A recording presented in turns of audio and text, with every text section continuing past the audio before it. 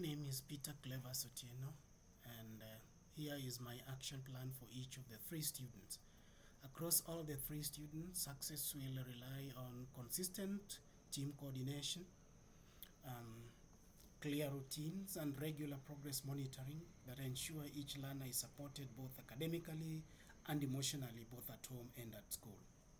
So for student 1, Binta, I identified low autonomy, unavailable parents, and writing challenges as areas of support. I will follow the following 3 actions. To encourage homework submission, I would introduce daily homework routine tracker and also assign fellow classmates to encourage Binta with timely submission of homework. 2, I would provide targeted scaffold writing support that respond to specific writing challenges that Binta would be facing. 3, I would meet with and explain to Binta's family the importance of supporting her while also encouraging and coordinating with the teaching staff to offer mentorship to Binta.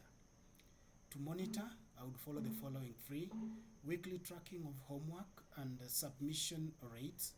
2, a monthly review of writing samples using a simple rubric focusing on accuracy, structure, and clarity.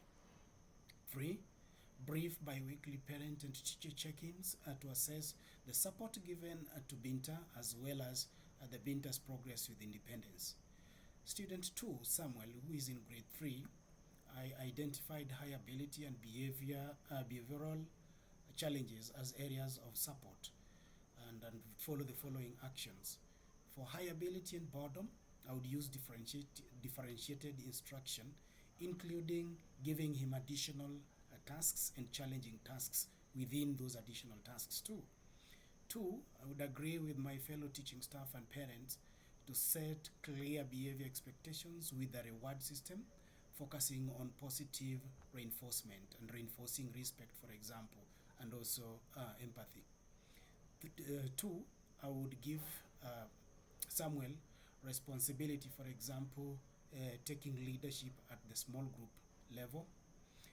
3, I would collaborate with my fellow teaching staff to integrate social emotional aspect, which I think is part of what Samuel is undergoing, to address empathy and also peer respect.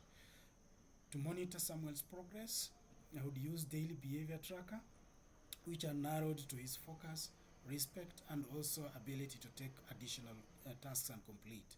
2, I would focus on weekly reflection with Samuel on the behavior and engagement with other students.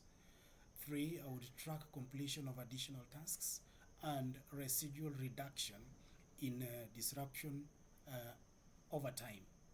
Student 3, Awa, who is in grade 3, I identified language barrier and low participation as part of what they need support on. To support the following actions I identified. 1, liaise with the team and provide English as an additional language, which is to support focusing on his on gradual release of learning language using bilingual resources, which I would actually outsource in liaison with other French teaching schools.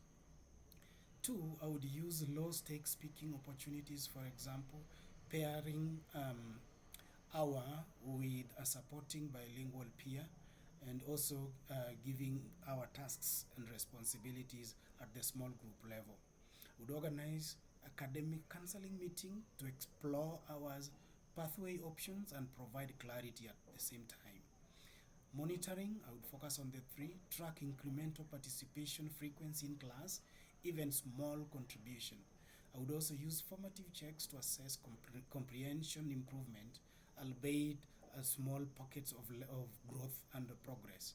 And finally, I would review progress in English, in hours English proficiency, and revisit pathway decisions after a set period of time, say by the end of the term or by mid-term or after a certain period of time or weeks. Thank you.